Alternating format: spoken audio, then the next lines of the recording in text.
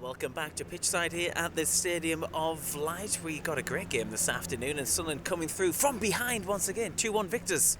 Yeah, had to dig in. As we said there, the last 4 games gone behind and had to dig in and get the points, and that was the case again this afternoon. But I think setting off, come out, set a stall out early on, got back on level terms early and controlled the half, albeit they had that one opportunity Anthony Patterson's made a good save from. But yeah, just up the tempo, and again, the young lads in the midfield driving us on. And obviously Joe popping up with the winner.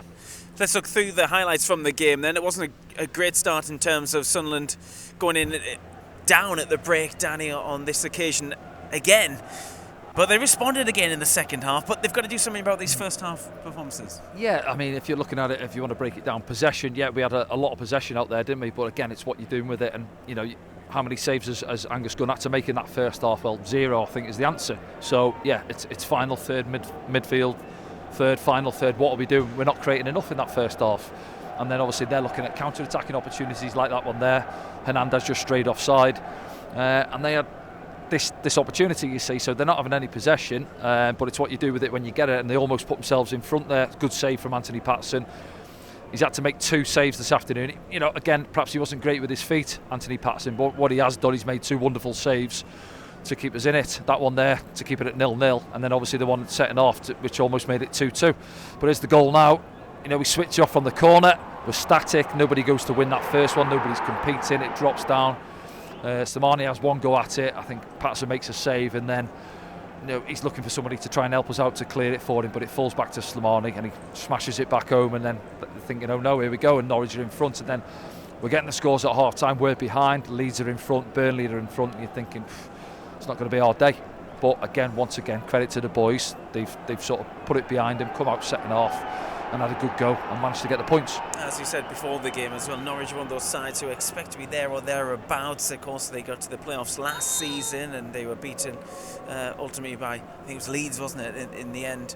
But they don't look the force they were last season, do they? I think they're sort of caught between trying to play and maybe overplaying at times and not having any real end product. Yeah, I mean, listen, they've had a couple of opportunities, but in general, you expect Norwich, I certainly do, with the players they've got available to dominate games a little bit more. Again, I haven't seen a lot of them this season, but you know, they're passing it around in their final third, in their third, and not really getting anywhere with it, and then going back to the keeper, and it's a little bit rushed, and especially in these type of conditions.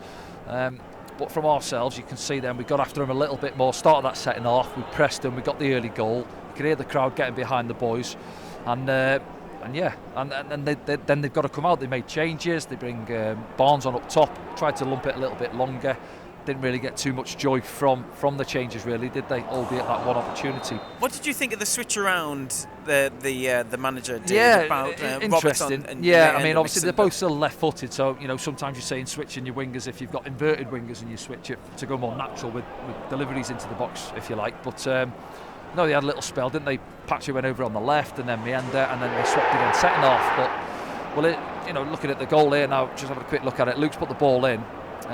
Keeper, yeah, he comes to claim it. I think Gunn gets under the flight of it, but we recycle it well, and Meander does really well. It comes back to him on his weaker right foot and just stands a nice little ball up 6 yards out. And there's your main header of the ball, isn't he? Dan Ballard, he's aggressive, we know that, and he just see from this one now, he just leans on the back of Duffy there, just gets himself a yard in between a couple of men, and it's a great header.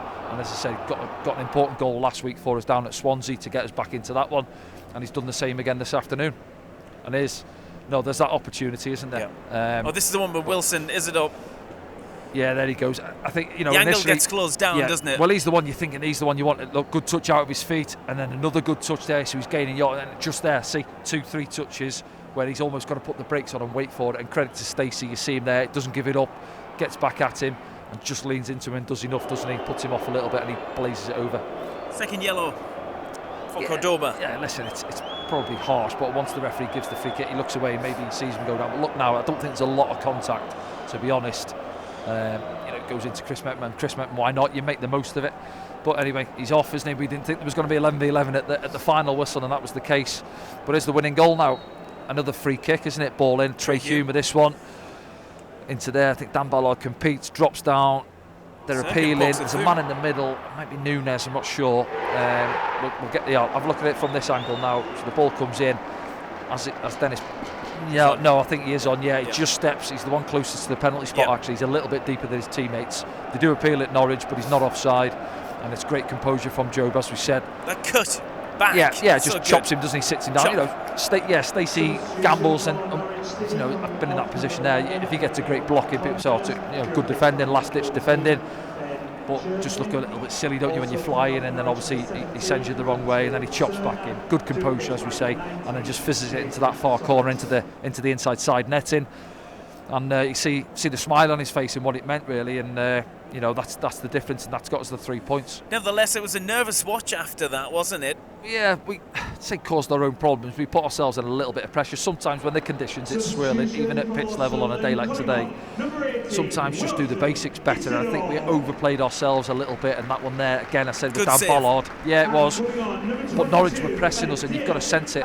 Just beat the press. Just clip a ball out of there when they've got 6 or 7 pressing. Just beat it, and we tried to play through it. And then, as I said, it's a good save from Anthony Patterson. And Mayenda, he was a handful again this afternoon. Again, he's all action, isn't he, Mayenda? He's sharp and he gets around the pitch, and sometimes he's a little bit raw, but he's a 19-year-old lad and he's enjoying being out there. And this one again, nearly gets himself a goal straight off the chest, the gun, or he just does enough to get an arm up, does he? But listen, he was out there again. I enjoy watching him when he's getting on the ball. We went past Doyle on the far side. He picks up a yellow card. I'm thinking that's what I'm saying. Back yourself. He's quick over 10 yards, low centre of gravity, and he's going to cause problems for full-backs and centre-halves. Thanks, Danny. Let's have a look at the latest scores, or full-time scores, as they should be at this point. Of course, there was a game last night in the Championship as well, and headed 2-1 to Luton Town against Derby County. In the early kick-offs, Hull City 2, Swansea City 1, Portsmouth 4, Coventry City 1, Sheffield Wednesday 2, Stoke City 0. In the 3 o'clocks, Burnley 2-1 victors at home against Watford, Cardiff City 0, Sheffield United 2, Leeds 4, Oxford United 0, Millwall 1, Blackburn Rovers 0. So Blackburn's run comes to an end just as we're due to play them next. Plymouth Argyle 3, Middlesbrough 3, some game that one, and Queen's Park Rangers 2, Preston North End 1, and still to play is West Brom against Bristol City. Should we go straight league table? Yeah, let's have a look at it. Yeah, Sunderland 4th, but right amongst it, Danny. Yeah, well, I think what you take from that is, you're disappointed that the 3 teams above us have all won, but Blackburn have slipped up, and Middlesbrough have drew at Plymouth, didn't they, as well, and obviously Watford getting beat. So you're looking at a little bit of a gap opening up there, down to 7th, really, from ourselves, sat in 4th place. But still right amongst it, aren't we? And good one there now, get 4th v 5th coming up on Boxing Day. Yeah. Nice tasty one, and that table looks healthy for Sunderland fans. It's a bit of a cliche, of course, when you say let's see the table at Christmas, but all Sunderland fans would have taken that. We're just having a quick look at the bottom as well. No, absolutely, as you say there, from where we finished last season, and it tailed off, didn't it? And then, as I said, coming into this season, I said earlier on, if you'd have said to me at the start of the season, I'd probably take 10th to 12th, but obviously we're well past that at this stage, halfway through the season, almost 1 game to go, aren't we? Blackburn, who we haven't had a look at yet, but said it earlier on in the pre-match show, where we've seen everybody now, albeit Blackburn, but there's nothing to fear when we play like we can play, when we tweak it up and not turn it up a notch like we did second half, and get after teams a little bit more, then we're more than capable of beating anyone.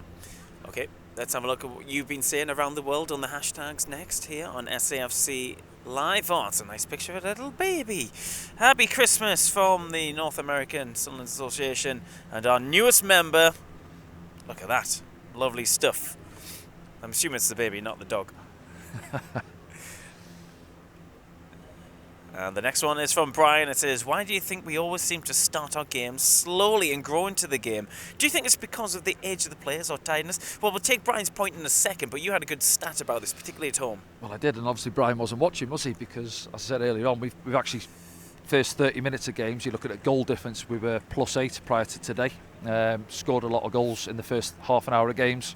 Hadn't conceded until, was it Stoke and Swansea in the first 15 minutes of games until recently, so we're doing a lot right in the opening of games. Yeah, listen, every game you're not going to come out blazing all guns and blowing teams away. Maybe he's looking at, can we go and press a little bit more and get after teams, especially when you're at home. I get what he's saying, but certainly when I'm not always the one to look at stats, but when it's there for you in black and white and you look at it and you break the games down in 15-minute spells, then things are going right for us. It's the setting off or late on in games where we've conceded goals, and that's perhaps caught up with us. But no, listen, in recent games, setting off is where we've had to dig ourselves out of it. Last week at Swansea, today it's happened again.